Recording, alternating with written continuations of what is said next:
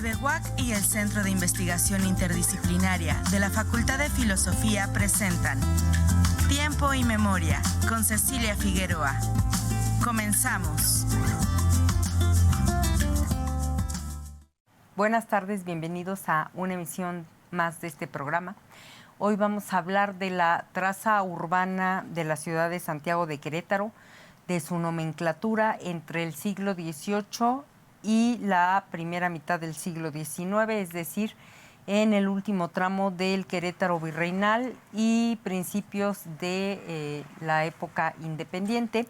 Y para ello nos acompaña el historiador Joel Ángeles Mata, quien acaba de concluir una investigación al respecto hiperespecializada, pero hoy nos va a hacer favor como de contarnos los cambios y las continuidades básicas de esta temática. Hola Joel, gracias por acompañarnos. Muchas gracias por la invitación. Sí, mira, esta investigación surge por cuestiones tanto personales como por necesidades historiográficas, ¿no? En lo personal, pues yo siempre he tenido afinidad por los mapas, que es como que el baluarte, el eje director de la investigación para analizar tanto la traza como la nomenclatura, ¿no? Y también pues surge esta necesidad de que el historiador muchas veces deja de lado o solo usa como ilustrativamente los mapas, no los profundiza. Entonces la investigación rescata mucho esa parte y propone incentivar como que a los historiadores a profundizar esa parte, porque pues todas las ciudades hoy día tienen un mapa, nuestros teléfonos tienen que el Google Maps para ubicarnos y lo usamos hoy día, ¿no? Entonces pues ahondando más en eso, la traza figura como una evidencia de nuestra historia. Creo que es una forma en la que los seres humanos dejamos una evidencia de cómo nuestros pasados veían incluso su espacio de habitabilidad, ¿no? Ya solo hoy día pues caminamos rápido y nos movemos rápido, pero no vemos que las calles del centro histórico, por ejemplo, tienen un sentido de ser, por qué una forma, a qué correspondían, no solamente a que se vieran bonitas y parejas, sino que respondían de que porque se nos atraviesa un cerro hay que hacerla así curveada, porque se nos atraviesa una colina, una cuesta, ¿no? O un río, ¿no? Hay que cortar aquí los tramos. Entonces, por ahí va la investigación. Y con respecto al nombre de las calles o la nomenclatura, detecto que hay una necesidad de las personas por llamar las calles con nombres muy, muy comunes, muy simples. Tú puedes hallar en Querétaro azulejos que dicen antigua calle de la Alhóndiga o antigua calle del hospital, y dices, pues es porque ahí estaba el hospital, ¿no? E incluso hoy día tú vas en la zona donde vives, en tu colonia, y dices, yo voy a la calle de la tiendita de tal persona o a la calle de mi vecina tal. Entonces así igualmente el nombre de las calles respondía a una necesidad muy simple y una lógica muy básica, pero que pone en evidencia la percepción social del espacio y la orientación, que es algo muy humano en nosotros. Uh-huh. Oye, la traza urbana de Querétaro, los urbanistas señalan, y lo vemos claramente, como nosotros no tenemos un origen como ciudad española. Esa ya la adquirimos en 1555, si mal no recuerdo. Entonces, ¿cómo se ve en la traza de la ciudad que fuimos primero pueblo indígena? Pues por estas curvas que tú dices, por este desorden desde el punto de vista hispano, ¿no? De calles con curvas que no llevan a ningún lado, o que de pronto se cortan, o callejones, y llegan los españoles. Bueno, llega este nombramiento que compró Querétaro de ciudad española, empiezan, previo a trazar los franciscanos, esta traza, valga la redundancia, española, que justo surge del convento grande de San Francisco, y entonces ahí, a partir de ahí, en los mapas y planos, ya vemos calles totalmente reticulares, aburridonas, ¿no? Ya como muy hispanas, con un centro que casi siempre se llama la Plaza de Armas, en donde confluyen los tres poderes: la iglesia, el poder civil, ¿no? Y ¿qué más? El mercado. Claro, ¿no? Los caminos reales. Ajá. Sí, mira, Querétaro pues se funda como pueblo de indios tentativamente entre 1530 y 1540. Es el consenso que se tienen los historiadores, ¿no? Hay un debate incluso hoy día propiamente dado entre la doctora Lourdes Omuano, Carlos Arbizu, el maestro José Ignacio Urquiola, ellos principalmente, ellos tres, mencionan que unos proponen que el núcleo empieza en donde hoy día es San Francisco. En cambio, Lourdes Somoano y Urquiola proponen que viene más de la cumbre del Cerro del Sangremal, donde hoy día es el convento de la Cruz, ¿no? Entonces, en primer lugar, pues hay que tomar en cuenta que después de, si bien o no se dio la batalla entre otomíes y chichimecas, sí Juan Sánchez de Alanís y Fernando de Tapia, o Coni, empiezan ese trazado. Creo que está en la relación michoacana se relata esta situación de que Hernando de Tapia manda a trazar las calles y según repartir tierras y solares, sí. Se reparte especialmente el barrio de la Cruz. El barrio de la Cruz y su traza, contemplando también San Francisquito, es de las primeras formaciones de la ciudad, o en su momento pueblo de indios. Ya después va creciendo la población, se van haciendo ciertas modificaciones y cuando Fernando de Tapia concede estos territorios a los franciscanos en lo que hoy es el Convento Grande, hay ahora el núcleo generador, que es algo como que muy técnico y como quien puede decir el centro de todo va a ser el convento, ¿no? Y es lo que dices, vemos este trazado ya de calles relativamente reticulares. ¿Por qué? Porque no somos como Mérida o como Ciudad de México o con mayor excelencia Puebla, ¿no? Que tiene una traza de ajedrez muy, muy, muy hermosa. No, Querétaro sí mantiene la retícula, pero conforme fue avanzando, no estuvo planeado.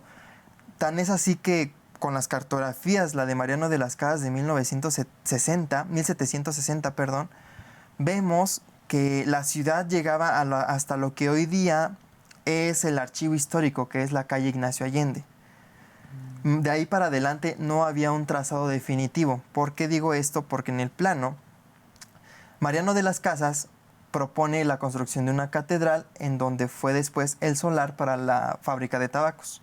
Que es ahorita Ezequiel Montes Hidalgo. En esa zona. Y en torno a esa catedral, pues Mariano de las Casas propone como que una retícula, ¿no?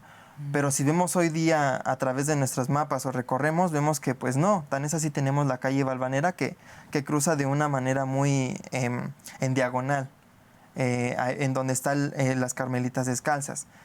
Después de eso se sigue el avance y el cuadro queda consolidado para 1790 entre Nicolás Campa, al oeste, al norte con el río, ya después la otra banda al sur lo que hoy día es Constituyente, Zaragoza, Constituyente es muy poco, y a nuestro este en lo que es Independencia y Circunvalación, en los límites del barrio de San Francisquito y de San Isidro.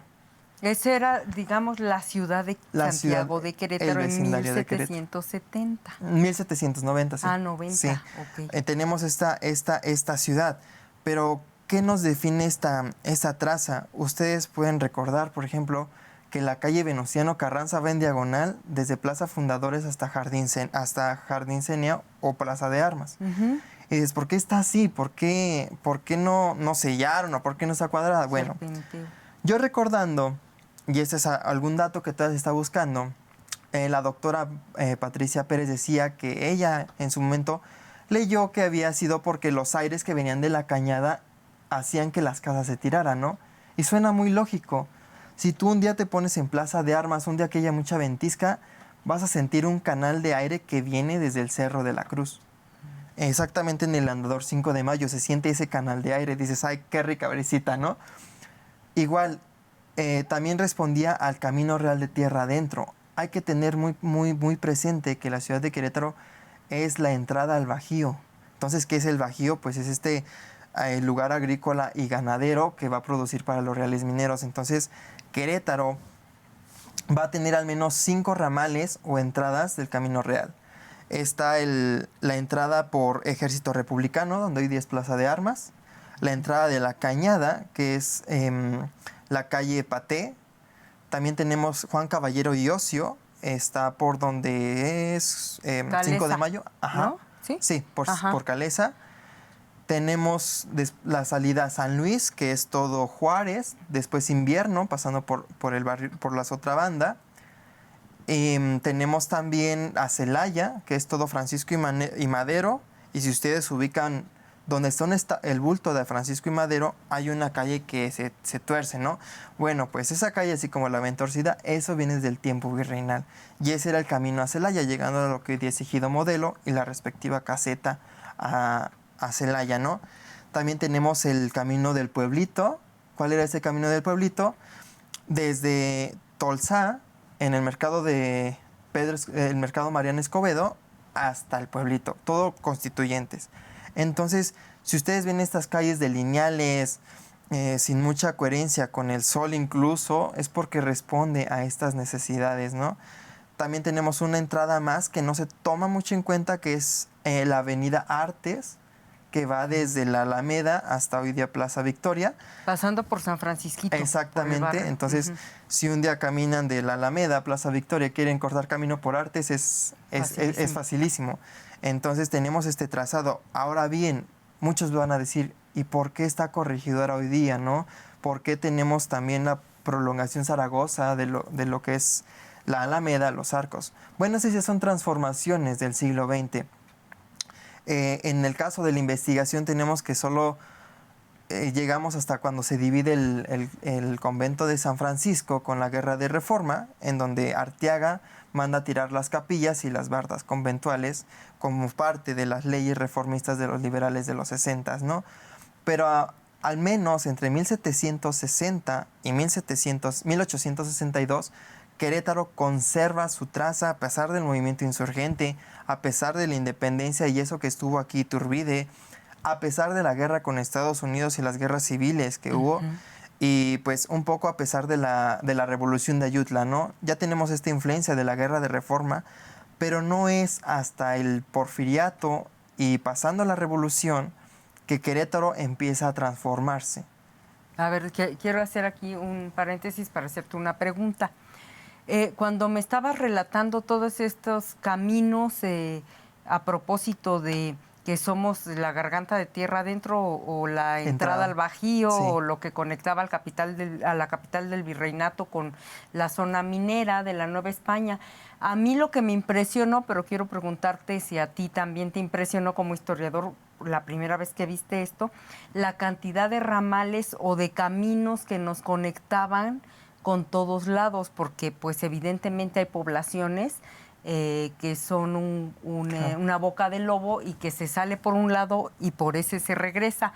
Platícanos de eso, por favor. Sí, mira, por ejemplo, San Juan del Río, que es también nombrada la entrada del Bajío, solo tiene una entrada principal.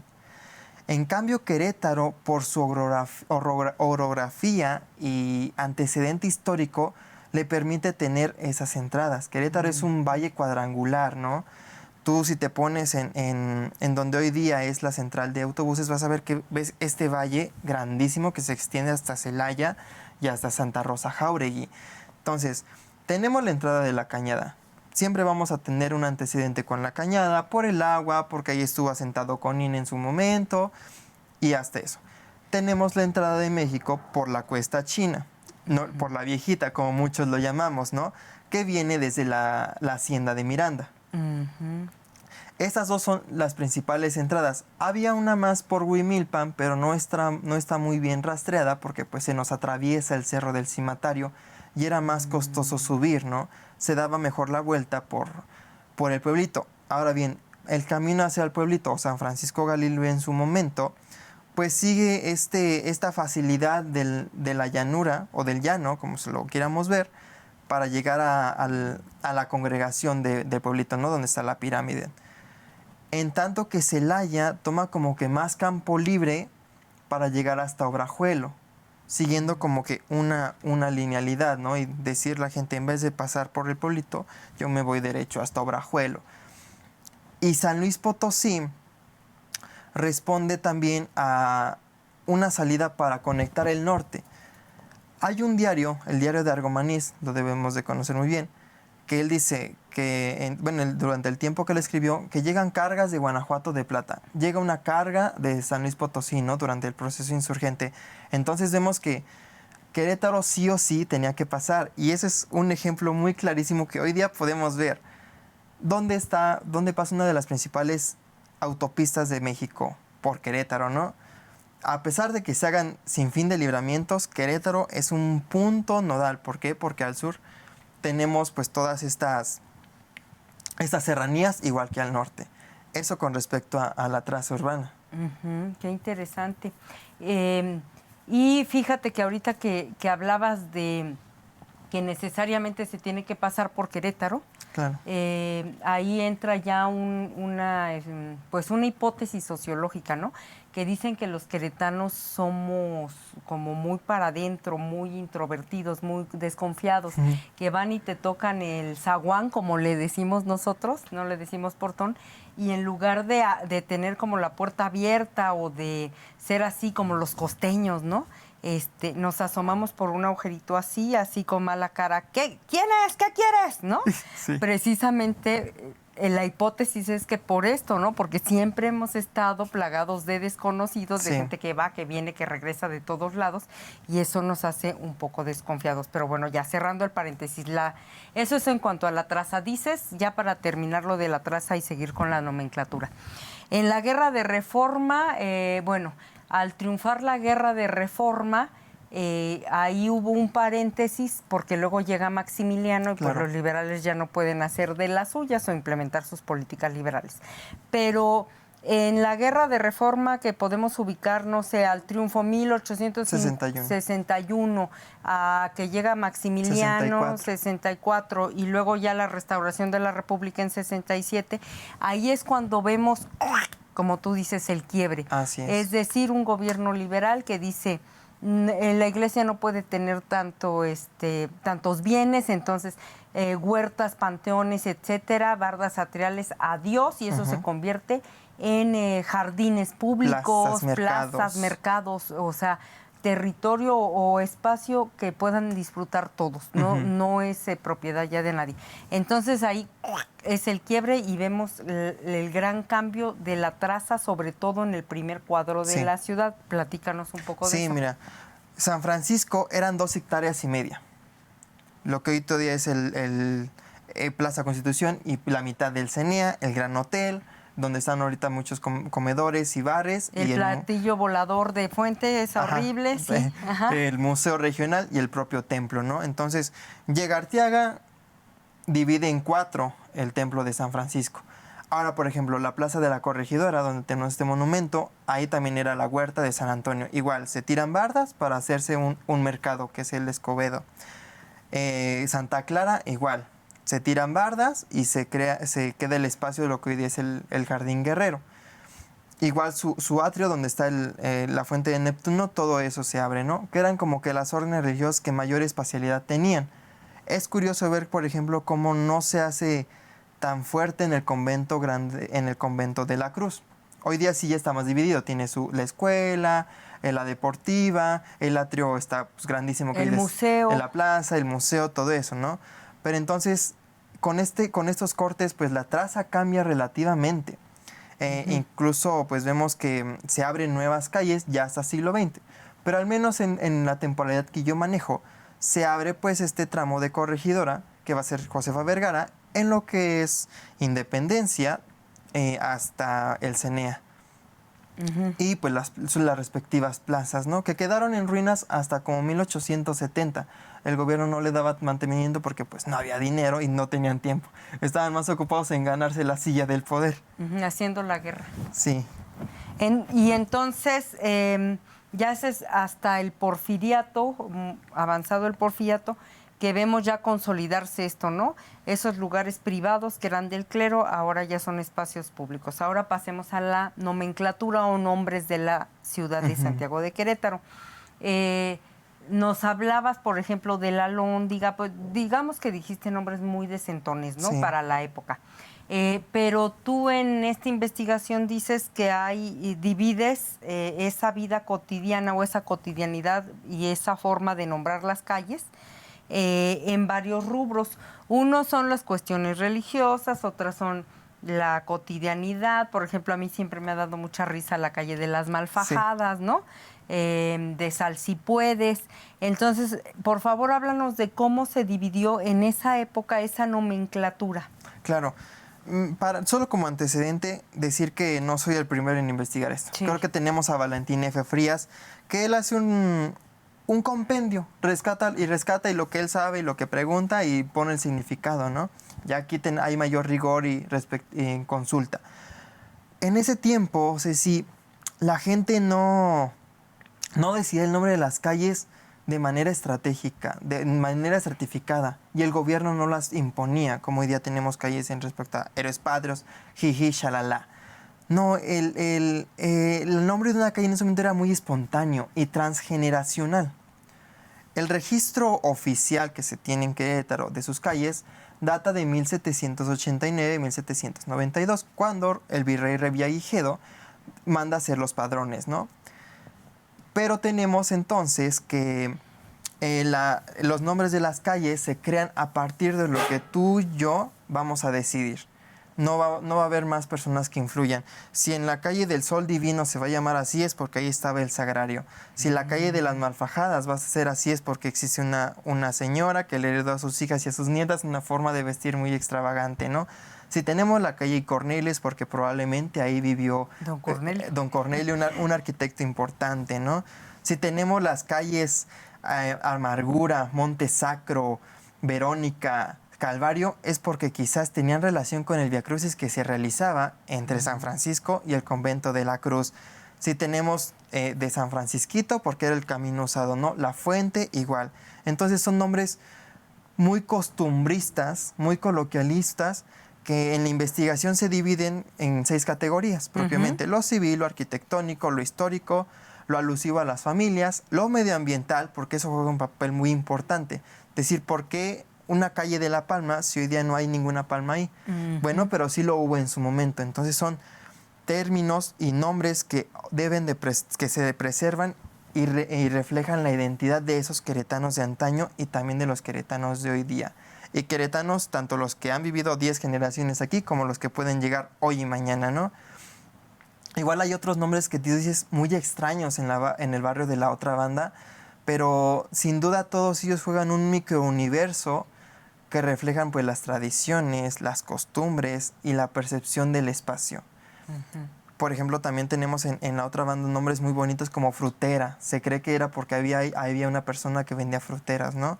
Invierno, Garza, nombres a animales, Gusano, especialmente en lo que es en la ribera del río tenemos muchos nombres alusivos a flora, fauna o aspectos del mismo, ¿no? Y así se configura esta ciudad. Desgraciadamente o conforme por el paso del tiempo estos nombres se dejan de usar y atendiendo al discurso nacionalista pues se llega a los nombres de Hidalgo, de Allende. Sin embargo, aún siguen teniendo vigencia estos nombres y teniendo muy ad hoc a las generaciones, ¿no? Pero bueno, esto de Hidalgo y Allende y Morelos, etcétera, ya para otro programa, porque ya es hasta 1917 cuando llega el constituyente aquí y le cambian el nombre y dicen, no, ya vamos a reivindicar a los héroes de la independencia y a los de la revolución y de paso nos ponemos nosotros, ¿no? Venustiano Carranza, etcétera. Historiador Joel Ángeles Mata, muchas gracias por haber estado en Tiempo y Memoria. Muchas gracias. Y a nuestros televidentes nos vemos en la próxima emisión. Buenas tardes. TV UAC y el Centro de Investigación Interdisciplinaria de la Facultad de Filosofía presentaron Tiempo y Memoria con Cecilia Figueroa. Gracias por acompañarnos.